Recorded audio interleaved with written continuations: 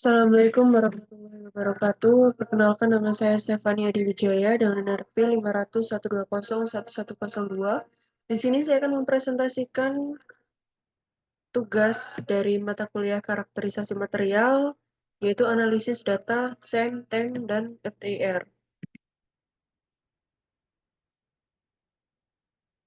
Berikut judul artikel internasional yang saya ambil, yaitu Amino Functionalized Fe3O4 SiO2 Core Shell Magnetic Nanoparticles for Dye Adsorption.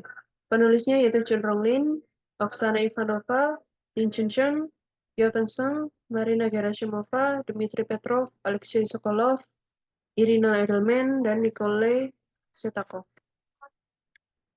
Jadi di artikel ini menjelaskan tentang nanopartikel inti kulit dari Fe3O4SiO2 yang disintesis dengan metode kopresipitasi dan difungsionalisasi dengan gugus amino NH3. Dan nanopartikelnya dikarakterisasi menggunakan sinar X, spektroskopi FTIR, kemudian ada mikroskop elektron transmisi, dan difraksi elektron area yang dipilih. Kemudian inti magnetik tersebut, semua nanopartikelnya terbukti nanokristalin dengan parameter kristal yang hanya sesuai dengan fase Fe3O4 yang dilapisi dengan cangkang silika amorf atau SiO2 dengan ketebalan sekitar 6 nanometer. Dengan adanya pengujian spektrum FTIR mengkonfirmasi bahwa munculnya ikatan kimia pada fungsionalisasi amino. Pengukuran magnetik mengungkapkan magnetisasi saturasi yang luar biasa tinggi dari FO awal nanopartikel yang mungkin terkait dengan penyimpangan dalam distribusi ion dari Fe antara posisi tetrahedral dan oktahedral dalam nanokristal penyimpangan dalam distribusi ion Fe yang tadi. Kemudian, data keseimbangan yang telah didapatkan adalah data yang lebih kompatibel dengan isotrem dan kapasitas absorpsi maksimum tercapai. Baik, langsung saja ke hasil uji TEM ya. Berikut hasil dan pembahasan data TEM yang ada di jurnal tadi. Jadi di sini ada bagian A, bagian B, ya. Di sini bisa kita lihat gambar A menunjukkan partikel Fe3O4 tanpa modifikasi apapun. Partikel ini tampaknya berukuran cukup kecil dan memiliki bentuk yang relatif seragam. Lalu ada yang gambar B menampilkan partikel Fe3O4 yang sudah dilapisi oleh SiO2. Setelah dilapisi dengan lapisan SiO2, gambar ini bisa dilihat sedikit lebih besar ya, dan menunjukkan adanya lapisan SiO2 yang membungkus partikel Fe3O4. Kemudian yang gambar C, yang bawah, pojok kiri, menunjukkan partikel Fe3O4 dan SiO2 yang sudah dimodifikasi dengan penambahan gugus amino NH2.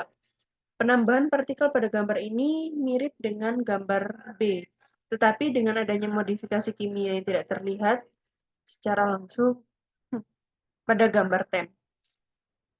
Kemudian ada bagian B, itu bisa dilihat pada botol kiri sudah ada magnetnya. Larutan partikel magnetik tampak tertarik ke arah magnet, menunjukkan bahwa partikel memiliki sifat yang magnetik. Sementara botol sebelah kanan itu tanpa magnet. Larutan tetap terdispersi merata tanpa adanya medan magnet sekalipun. Kemudian, berikut hasil dan pembahasan data FTIR yang ada di jurnal internasional yang saya sebutkan tadi. Bisa dilihat dari sini, gambar di sebelah kanan menunjukkan spektra FTIR dari 3 sampel yang berbeda, sampel A, sampel B, dan sampel C. Untuk sampel A, pada spektra ini puncak utama terlihat pada sekitar 570 cm inverse, yang merupakan ciri khas dari vibrasi ikatan FeO pada Fe3O4. Kemudian yang kedua, pada spektra B, untuk Fe3O4 yang sudah dilapisi oleh SiO2, spektra ini menunjukkan puncak tambahan di sekitar 1100 cm inverse yang terkait dengan vibrasi SiO-Si dari lapisan SiO2 yang melapisi Fe304. Lapisan ini membuat spektra B berbeda dari spektra A. Kemudian yang ketiga ada spektra C untuk Fe3O4 dan SiO2 yang sudah ditambahi oleh gugus amino NH2. Pada spektra ini selain puncak yang mirip dengan B, terlihat juga adanya puncak di sekitar 3400 cm min 1 yang menunjukkan keberadaan gugus NH2. Gugus ini menandakan modifikasi lebih lanjut pada lapisan SiO2 dengan penambahan gugus amino. Berikut adalah tugas analisis gambar SEM menggunakan ImageG. Nah, berikut hasilnya yang sudah gambar SEM yang sudah saya olah di ImageG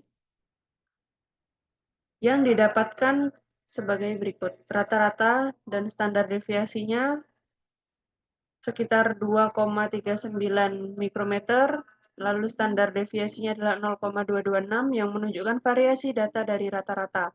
Nilai standar deviasi yang kecil ini mengidentifikasikan bahwa sebagian besar data panjang partikel berada di sekitar rata-rata. Kemudian yang kedua ada distribusi panjang partikel. Distribusi panjang partikel terlihat memiliki puncak di sekitar panjang 10-12 mikrometer, yang merupakan nilai yang paling sering muncul dalam data yang sudah didapatkan. Kemudian rentang panjang partikel berkisar dari sekitar 6 mikrometer hingga 18 mikrometer, dengan beberapa panjang yang lebih jarang terjadi di luar rentang 10-12 mikrometer. Kesimpulan yang didapatkan adalah sebagian besar partikel memiliki panjang di sekitar 10 hingga 12 mikrometer. Secara keseluruhan, grafik ini menggambarkan distribusi panjang partikel yang cukup terpusat dengan variasi yang tidak terlalu lebar.